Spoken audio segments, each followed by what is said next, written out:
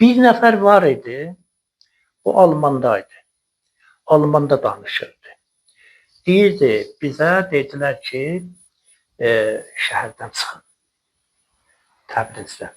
Dost tanışları Təbrizdən çıxın. Deyir, biz bir fayton gördük. Faytonçu deyir, bizi mindirdi ki, Təbrizdən çıxardı, şəhərdən çıxardı. Deyir, gecə ilə fayton ki, hərəkət edirdi. Deyir, baxırdıq bu faytonçu yenir aşağıya. Yenir aşağıya, birazdan sonra gəlir, yenə faytonu sürür. Dedik, bu nədir, nə işdir, niyə belə olur?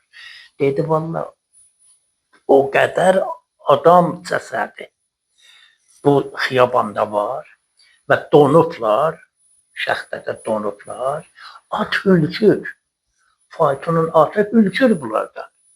Mən yenirəm, o cənazələri çəkirəm yolun kənarına, bir 5-10 metr gedirik, yenə də.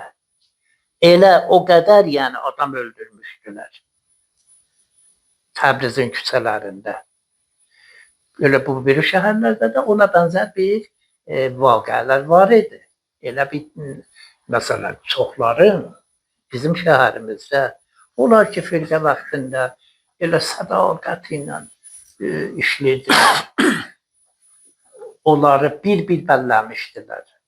Hamısını qırdılar, öldürdülər.